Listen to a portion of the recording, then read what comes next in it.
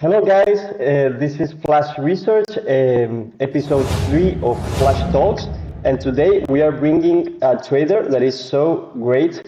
We follow him on Twitter, and his name is on Twitter is TraderYo.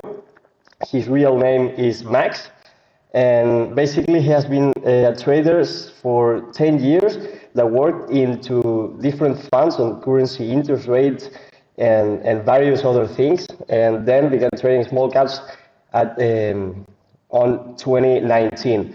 So hello Max, please introduce yourself, who you are. So thank you so much for having me. I'm very happy to be here. So yeah, I go by the pseudonym on Twitter and Discord as TraderYo, which is a long story. But yeah, no, my name is Max, and I'm very happy to be here. As you said, I've been trading for about 10 years. I worked at 2 different funds. One was building statistical arbitrage algorithms on equities, looking for kind of co-integrated and correlated equity pairs to trade long and short delta neutral strategies. And then right before the pandemic, I was trading yen futures at a fund where we were trading interest rate differentials, essentially using yen futures as kind of the instrument. So yeah, I'm very happy to be here. Thank you so much for the invitation. I'm based in London, so it's 9 p.m. here for me, which is why it's a bit dark. Yeah, for me it's 10 p.m. Yeah, I'm in Spain. whereabouts in Spain? Yeah, I'm from Spain, yeah. Where in Spain? I'm living in Madrid. Ah, very nice. I lived in Barcelona for 2 years, which I loved. You went to Madrid? Yeah, the problem with Madrid is you don't have the sea breeze. It's so hot. Yeah, it's so hot, especially in summer. It's like nonsense. You cannot be at the outside from the It was for tough. practically all the day. You guys have AC. We're lucky. We don't have any air conditioning here at all. Yeah. But yeah, no, thank you for having me. I'm very excited to be here. No, that's so cool. Thank you for being here. So, first question I wanted to ask you: how did you transition into that world that you told me about to the current trading of what that you do? That is small cap trading. I think it's mainly short selling, right? Yeah. How did you? It's a very good question. Sorry, I'm just gonna actually. That's a great question. So, I think that early on I was somewhat disillusioned by financial services in the finance world because I had always been so eager to get into trading from when I was very young. It just looked like where kind of all the excitement was. And then I went and was just spent a lot of time working on something called Fix 4.4, which is kind of an information connectivity where I was sending orders through statistical arbitrage to different various exchanges, and then working on currency futures. Just it wasn't particularly interesting. It wasn't exciting. I think everyone that trades large caps or small caps knows there's almost a rush that when the market opens that you know those first 10 15 seconds it's just unbelievable. But the truth is, with the idea that and the notion I was so disillusioned in 2019, I kind of said, right, I'm going to do something that's not trading, it's not finance anymore. I've been doing it for, at that point, 6 or 7 years, and I actually started applying for other jobs. I actually got another job, and it was a complete stroke of luck and chance that I ended up trading small caps. There is a trader, and it is the only trader at on Twitter, and he runs a room, and he was just talking about how much money these guys were making every single day. And I thought to myself, none of the strategies that I was working with at the fund are things I can necessarily do by myself at home for a large number of reasons. But let's just see what this guy is doing and what he's talking about. He was the only small cap seller that I followed, small cap trader I followed. So I went in, realized that he had some guys from the UK in his room. So I messaged a bunch of them and said on Twitter and said, is this legitimate? I don't know anything about kind of this side of the equities market. And they assured me, yeah, he was kind of the real deal. So I just said, right, as I was doing this interview process, let me just join this room, which I'd never done. I didn't even have a Discord, to just get an understanding of what this market is they're trading. So I went in and didn't really have a huge idea of what I was doing. But I remember the first day that I kind of bought all the data packages for small caps, and the market opened. It was just so much faster than anything that I'd experienced. I mean, I'd worked with high frequency stuff, but small caps was so erratic comparatively that it was a bizarre rush. It was incredible. The one piece of advice I would give any trader that's looking to get into small caps is find a reputable room, go to the very top of the Discord chat and just read like a novel, like front page to the end, because there are so many questions you'll have. And I guarantee you, within that Discord chat, somebody will have asked that question, and you'll be able to answer kind of every question you could possibly have. But yeah, then I just kind of they said, "Oh yeah, you've got this job," which was working at a legal tech firm. And I said, yeah, no, I'm good, thanks. So I just spent like 6 months really getting my head into small caps, how they worked, trying to understand different strategies and mechanisms of the market. And yeah, I was hooked. So I said to myself, I'll give myself a year, see if I can get this down. Fortunately, I was able to, and I went into like May 2020 or 2021, I think, and really just hit the ground running.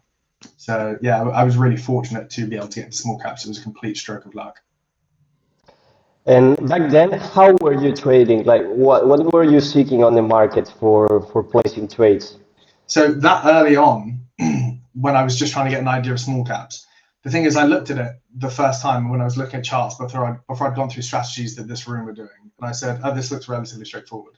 In terms of if it breaks a trend line, hypothetically, when the market opens, you short it or you go long, and really tight stop, risk to reward is great, and you go from there.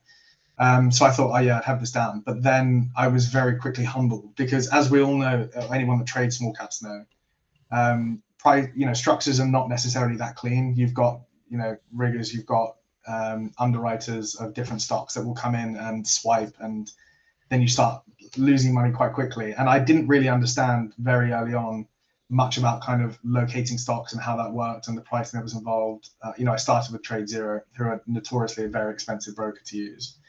So it was very much, right, okay, I'm being humbled by doing what I know, which is previously technical analysis. Let me see what this room are doing. And they were using a specific strategy where you would short below a number of exponential moving averages. And, when these moving averages 1 minute were below the 5 minute, that means essentially that it was bearish. And if it would come back into those moving averages, you would short it. So I started doing that for a decent period of time. But then the problem is I put on my my kind of data hat, which is what you guys do at Flash Research.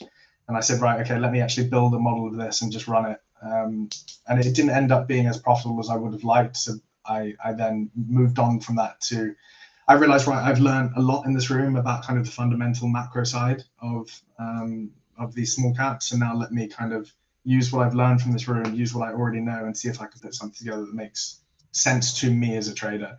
Some of the things in that room work for those traders absolutely beautifully and brilliantly because it suited their style, but it just wasn't resonating with me. So then I, found what I've always done, and that really helped.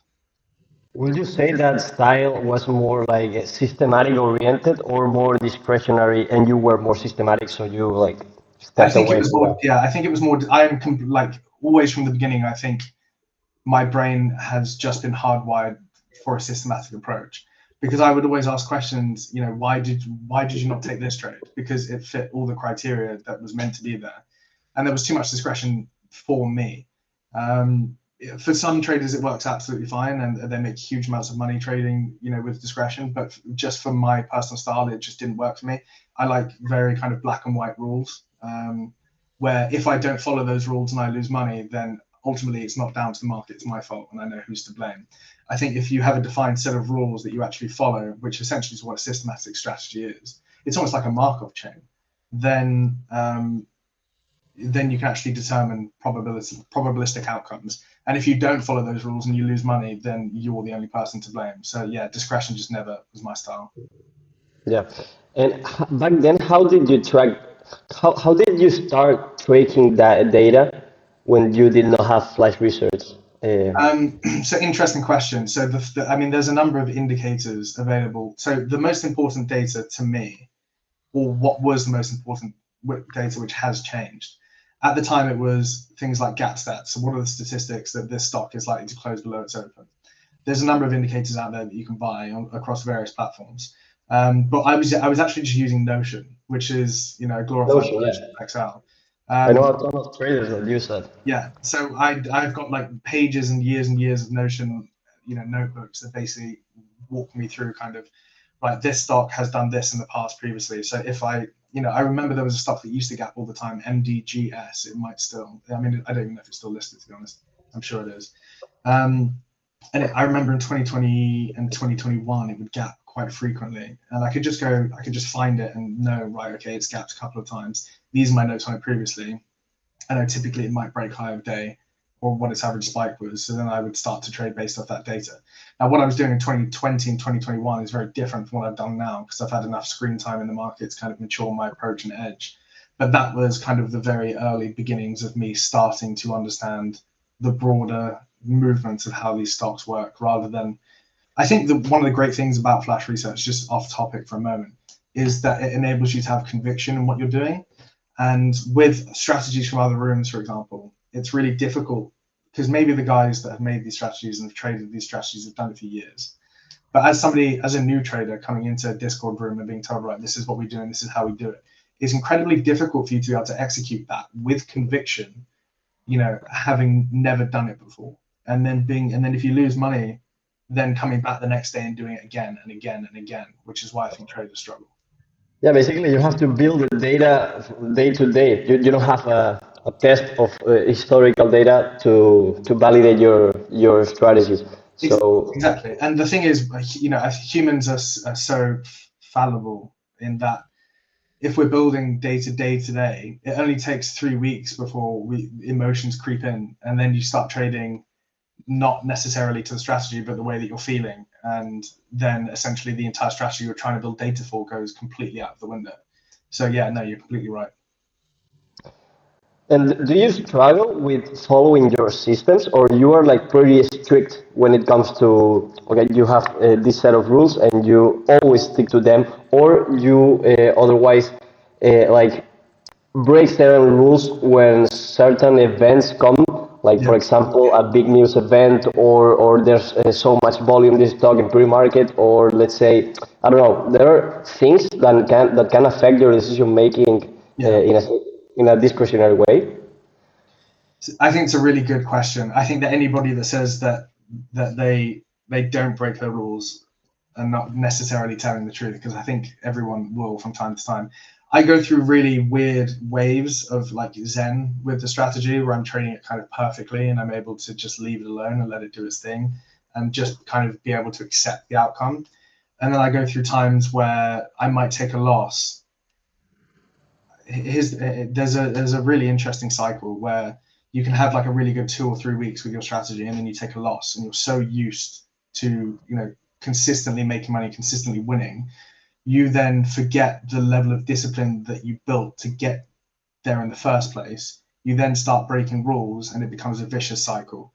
That is kind of how I work, but I have kind of at least I believe I do, the self-awareness, because I've been trading long enough now to recognize, well, hang on, you're about to get into a cycle where you'll start breaking rules.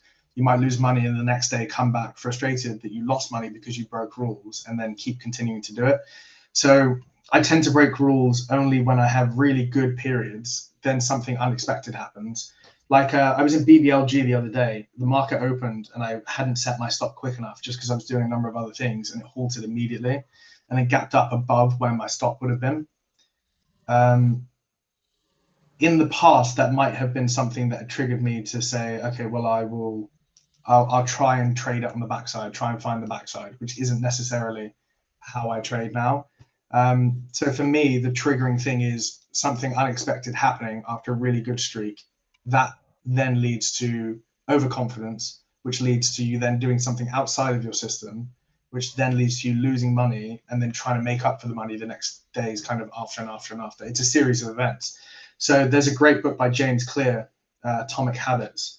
And it's about recognizing kind of things that you want to better or things that you want to change, and then putting in processes in order to make that change happen. So for me, recognizing that really early on and saying, right, you've had a really good streak, you've taken a loss, now it's time to step back for a moment. That's how I'm able to maintain at least the discipline I have. Now, of course, that changes for everyone, but that's just my specific cycle of breaking rules.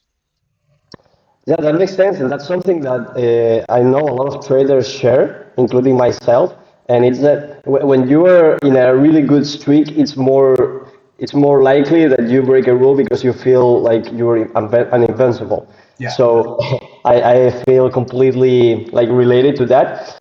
But I know certain traders that trade like you, like very systematically in database, that often they break rules and they are like okay breaking that rule. Like they are aware they are breaking that rule and they're making that for a reason. Do you have those moments? Yeah. So there is a specific backside setup that I know. I think the systematic guys that break rules, I'm not speaking for all of them, but the ones that I trade with will break rules sometimes because they understand the probabilistic outcomes of breaking the rule and what's likely to happen as a result of it. So we have stocks occasionally like black swans Okay. that just go up, like Mirror on Monday of last week. I wouldn't necessarily call it black. Well, maybe I would. It just kept halting nonstop. But there are situations where you would do something out of the norm because stocks are behaving out of the norm and very unusually.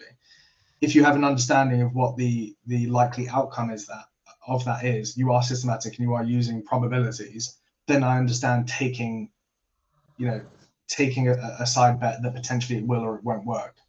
That one of the things about systematic strategy guys that at least that I work with as well, is that they are so confident in their own systems that fundamentally, if they break a rule and it doesn't work and they step away, it doesn't matter too much because they know eventually, it's one trade out of a data set of maybe 100 in a month. So it's not going to destroy the month, providing that they're not oversized and doing something stupid.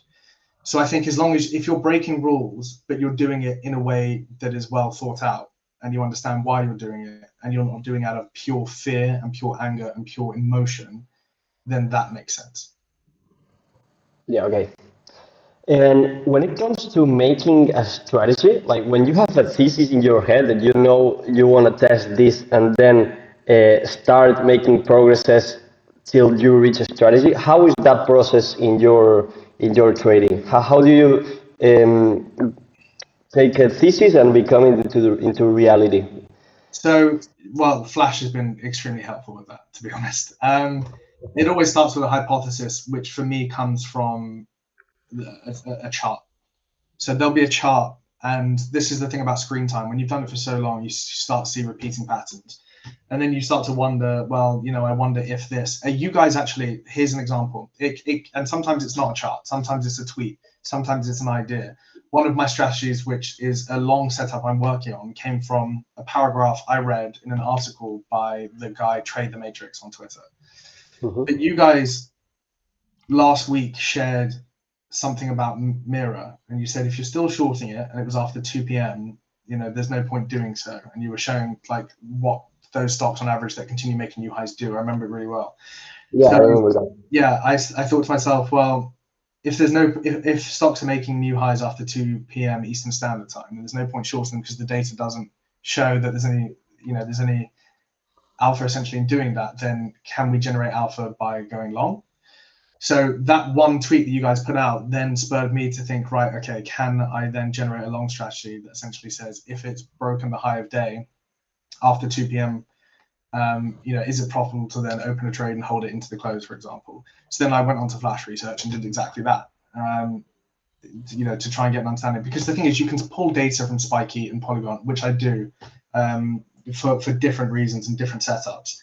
But one of the things you guys do is kind of intraday tick data really well, in that if I want to kind of see what's actually going to happen and how the stock's going to behave if I go long after 2 p.m. and close at the end of the day, you can then scan through so many examples so quickly to then build out, a foundation of how a strategy might work. But for me, it's very much idea, or the seed and the section of idea. Find somewhere to be able to actually rigorously test that idea. Once you have the data to understand whether the idea is going to be something worth continuing with, so if it's got like a good profit factor, a good Sharpe ratio, then it very much is about fine tuning. Now, with fine tuning, obviously, there's always a conversation about optimization and kind of over optimization and overfitting. You need something that's going to work throughout all market cycles, but not something that's just fit to the data set you have. So yeah, then it's just very much optimizing as best I can without overfitting. So that's usually how I go from the seed of an idea to something that I can actually trade live, and then I'll forward test it for a month with a very small amount of money before actually putting it into practice. Gotcha. And having traded for so long, like you have been, you know that there are some edges that come and go. How do you determine when a strategy or an edge gets eroded, it stops working, Yeah. and how you determine to stop or whether following on? One of the things that I do, which is just like a heartbeat of the market for me on different strategies, is and it sounds really simple, but it works for me, is a moving average on my equity curve of that specific strategy. So I'll have a moving average on the equity curve of that strategy that I've been trading, and if it's and it'll be an equity curve fitted to essentially the drawdowns that it experiences.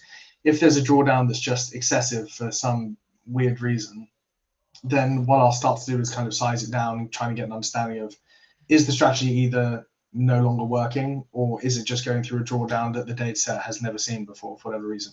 It's a really, really good question. It's a really, really difficult question because it also, I think, touches on cyclicality, because you have some strategies that work really, really well in hot cycles and really poorly in cold cycles, and the same vice versa.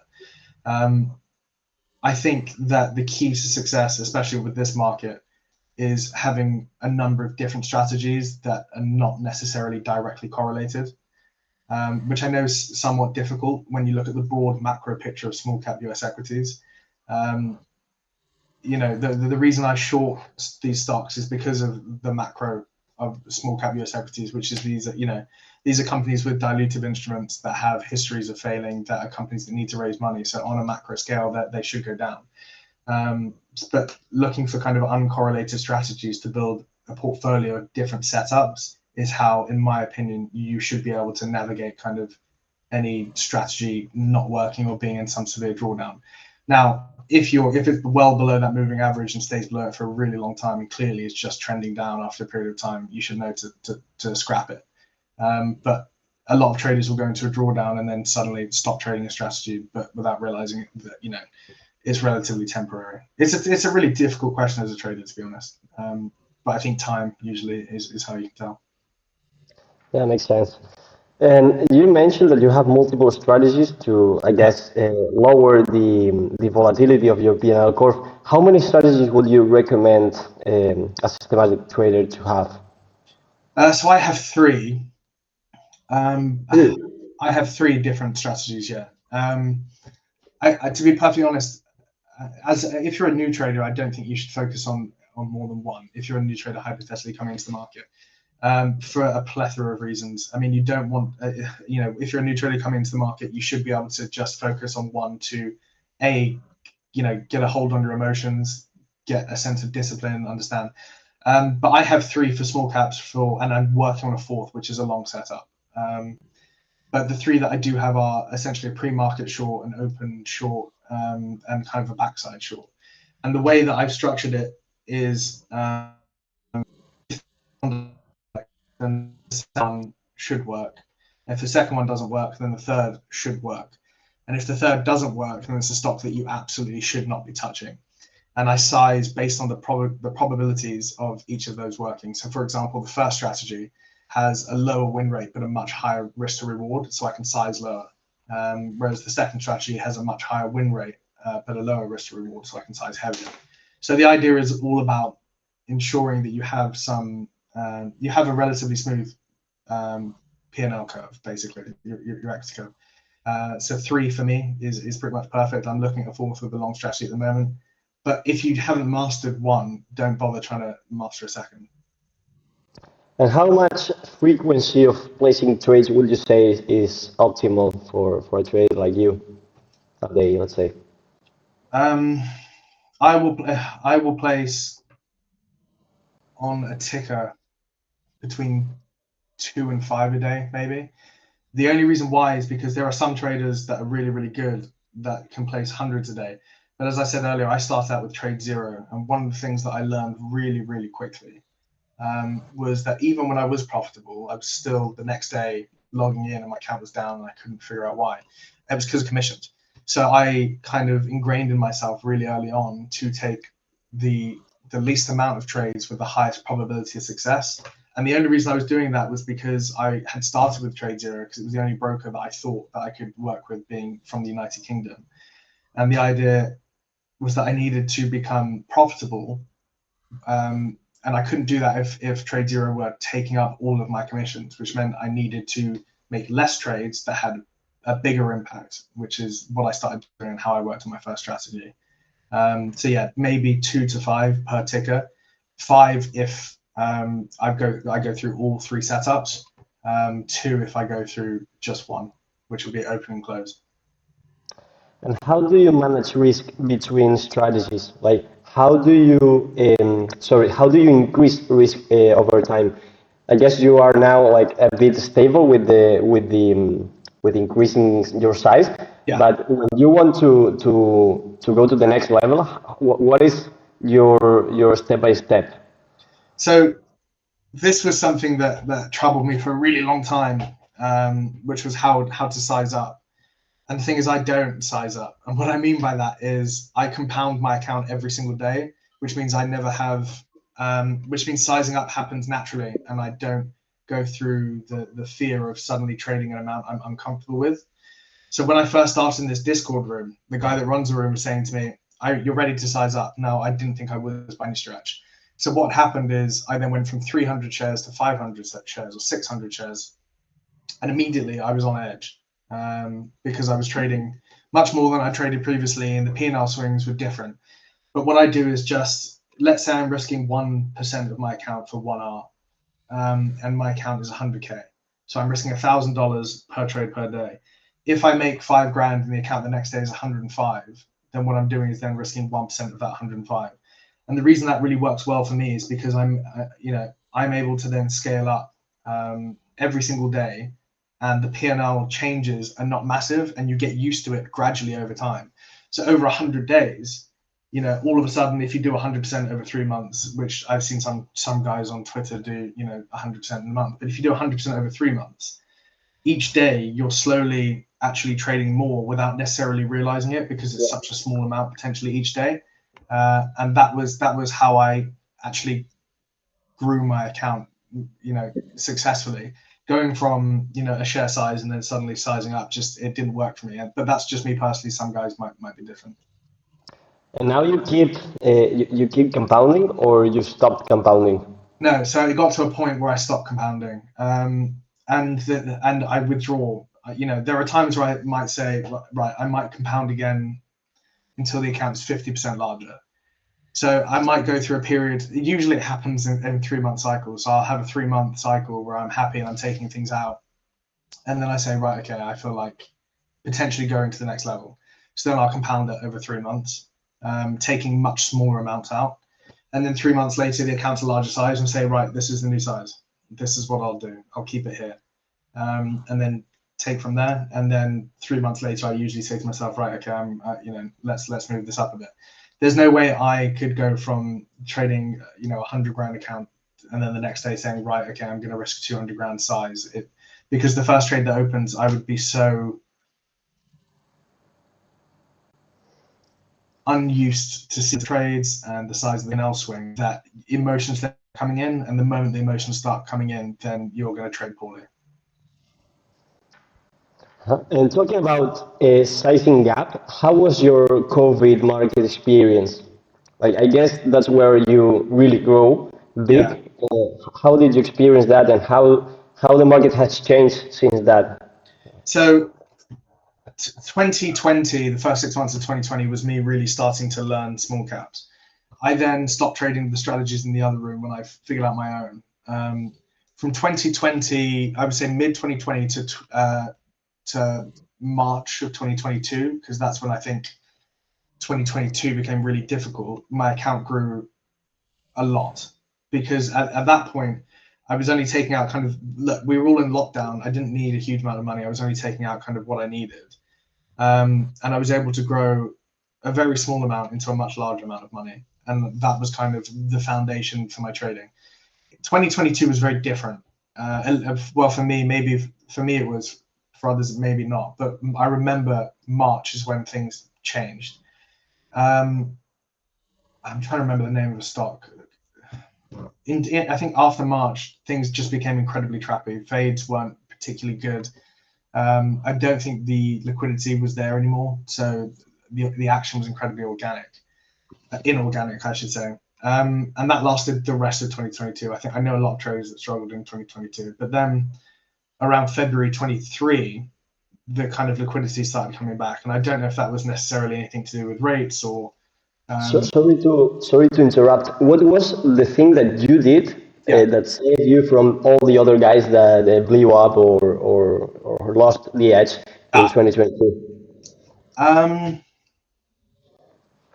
so because I'd worked in funds previously, I think the basic tenets of trading, like being able to manage risk properly, were always kind of drilled into me very early on. So I was always risking 1% of my account. And what that means is if I lost money, then I was then risking 1% less of my account. So it would take an extremely long time for me to essentially blow up. There was never as long as I was risking 1% of my account each trade, essentially, then it would take a very, very long time.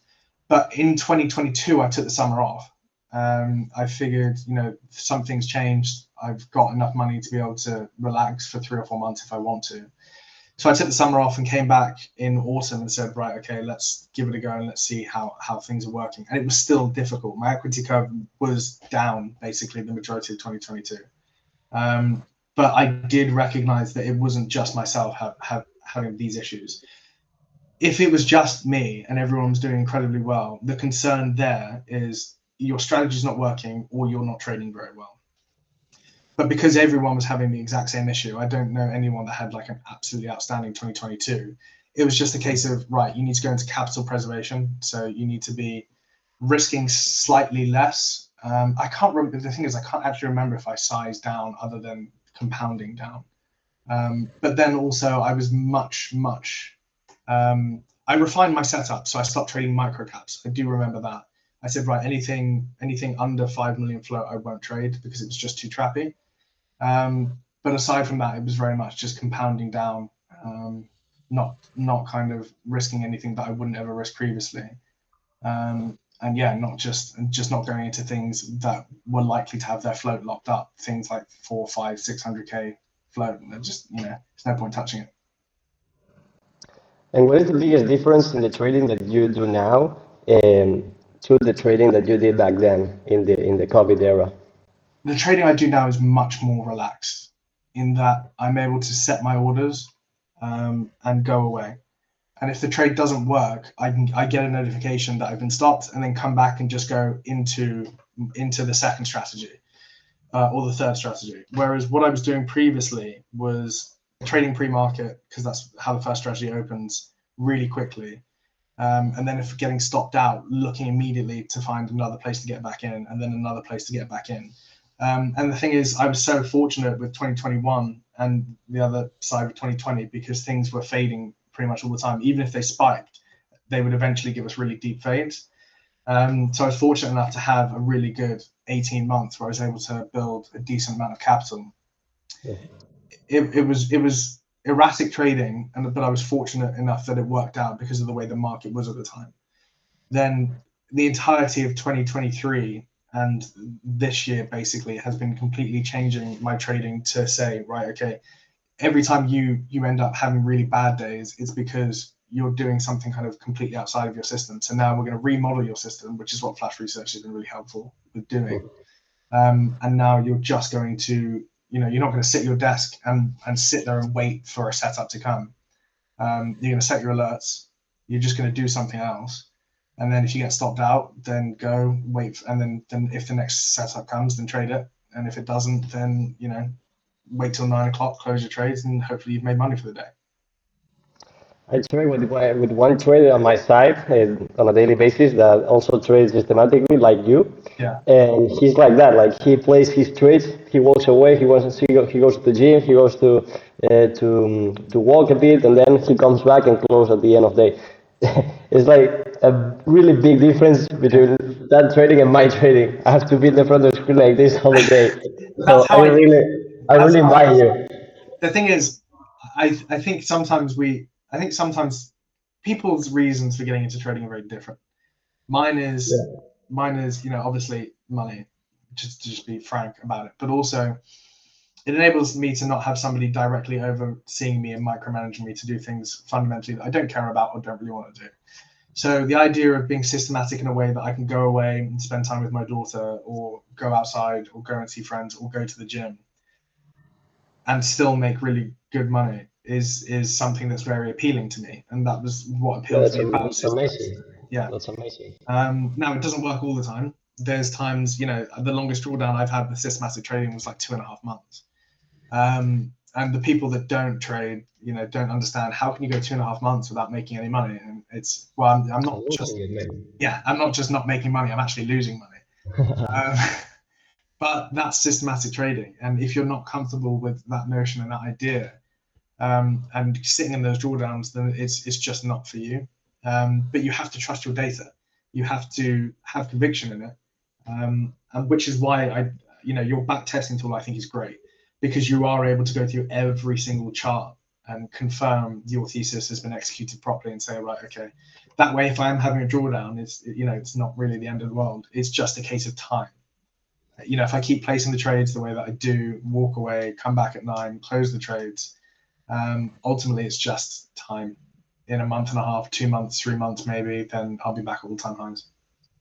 Yeah, there are probabilities. If Yeah, there are exactly. a lot of years with those results, they will tend to come back. Yeah. Um, then you use actually Flash Research backtester. Before using the backtester, how did you, I don't know if you were using Yeah. Flash back then before the backtesting tool. Uh, will you then use more the ticker analysis tool for like searching groups of tickers and seeing the data points? How did you use that Yes, I'm for? actually on the app now. I'll talk you through like my day of what I would do. So I always go to your filters on the top right hand corner, because I go to the basically the dashboard, the market sentiment dashboard. The filters I change to kind of exactly what my gapper setups are every day. The nicest thing, I think one of the best things actually about the kind of the market sentiment dashboard is the average change from open over like the last 12 months at the bottom, because you look at it and you just go, right, okay, well, on average, the stocks that I'm looking at, they open and then they close, much lower, 8-10% lower. And when you can see that over the last 12 months, and you can see maybe 1 month or 2 months that they close higher than they're open, generally that your edge is going to play out. So I'll always look at, first thing I'll do is actually look at the average change from open on the market sentiment on the daily, because I'll look at when was the last time that we had a day that kind of screwed everyone. And the last day that I remember was the 22nd, which I think was mirror, where it just went kind of constantly up. Since then, it's been pretty much, all the way down. But then, yeah, I would use a ticker analysis tool, which is great. So even if I just go to like, I'm on it now, so I'm just going to talk you through my process. So XCUR today, execute. You can see the average close rate straight off the bat, which is 90%. You guys actually put out a tweet. I remember. I don't know why I have a catalog of your tweets in my brain, but you put out a tweet showing the difference between the average and the median on how the average fade is, and why it's important to make sure that you're actually looking at both. So that's kind of the first thing I'll do. Look at that. But then also, I see I know I'm not giving away edge, but I'm talking through kind of my process. But what I'll do is go to gap value. So I'll go scroll down to the gap day and go to the gap value, because ultimately I want to see what gaps, even though there's loads of gaps that all close red, what is the closest gap to the one that we're seeing today? So what is the one that has the closest gap value? What is the one that has the closest volume? Because then that will give me a good understanding of what it's likely to do. Whilst the average change from the open is really helpful, it is really good to be able to look at a day where the stock is gapped kind of the exact same amount, but also with a really similar volume, should give you a pretty decent understanding of what is likely to happen. But then I also, in building a strategy, just going back to your question, I think the tool that you guys have, the gap analysis tool, is really useful, because you can then build out kind of a bucket and a gap list. And then just from, I think if there is anybody out there that wants to build a strategy, go on Flash Research, go to the gap analysis tool, filter out a bunch of different gaps, and then just start looking at the numbers and just start thinking about probabilistic outcomes. I think you'll be surprised that what you can build from it. And it's amazing, not to talk good about my product, it's frankly amazing to have all those data and all those possibilities so that quick. Like I before used to track data manually, and I remember that was a mess. Like you had to build your own Excel sheets, fill it up manually, looking at the charts or looking at the data point that you downloaded or stuff. Um, and back then, I started talking with my partner, that is actually my trading buddy, and we started developing something for us.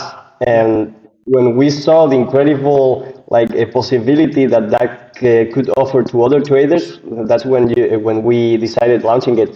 And yeah, as you say, it's so amazing to have all those filters and all those customization ways Yeah. so accessible, you know. It And usually for me, would take me that hours to build out this stuff, at least hours to build out something, and then I would need to update it every single day. Um, yeah. so to have it to be able to refresh your app every morning, which is the first thing I do, because I like to look at what is picked up yesterday, and just have it there right in front of me is awesome. You've built a really really cool tool, so thank you for doing so. Thank you, man. And for me, that I'm more like a discretionary trader. For in my case, I hated going through all those data points and stuff, and I almost ended up stop doing so because it was so time taking, and I can do it without spending all that time. Yeah. So for profiles like me that are not as data focused as you, it's so great. So I want to conclude the interview asking you about what would be your good steps, your good first steps to take when you're starting a trading journey. What would you say to a newbie that is just starting? Are they trading small caps? Is it small caps that they're Yeah, trading? Okay. yeah. There's a part of me that says don't because it's incredibly stressful and very difficult. I tend to say the same to my Yeah, friends. there's a Actually. great quote from a guy that basically, I'm just gonna try and find it because it's good and you guys should know it. Robots, because this is what he says. It's a great. One sec, sorry, I do want to find it because I think it will be great to have in the podcast. Um,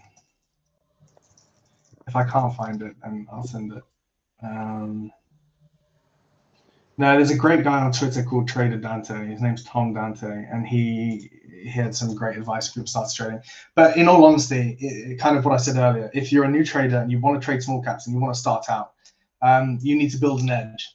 But if you don't know anything about small caps, find a reliable Discord. I'm in a pod with like 15 guys who are, there are some killers in there that, making between 100 and 250K a month. But you need to find a reliable Discord. Go in there. You don't have to be in there for long.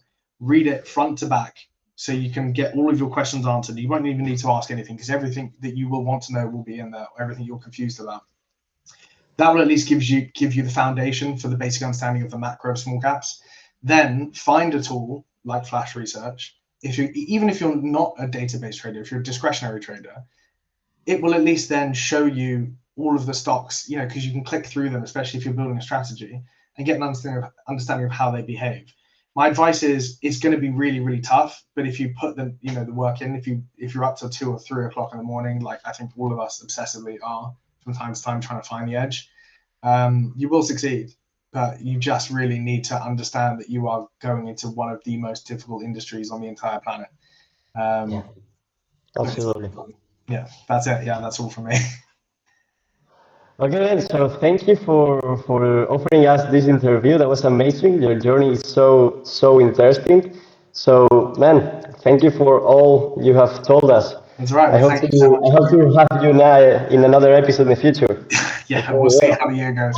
But yeah, no, thank you so much for having me. I wish you guys kind of the best of luck with the product. I think it's great. I'm looking forward to seeing kind of more and more that you guys are adding. But yeah, very happy to be here. Thank you so much for having me. thank you, man. Have a good weekend. And you. All right, take care. Okay, we got it. That was amazing, man. Cool.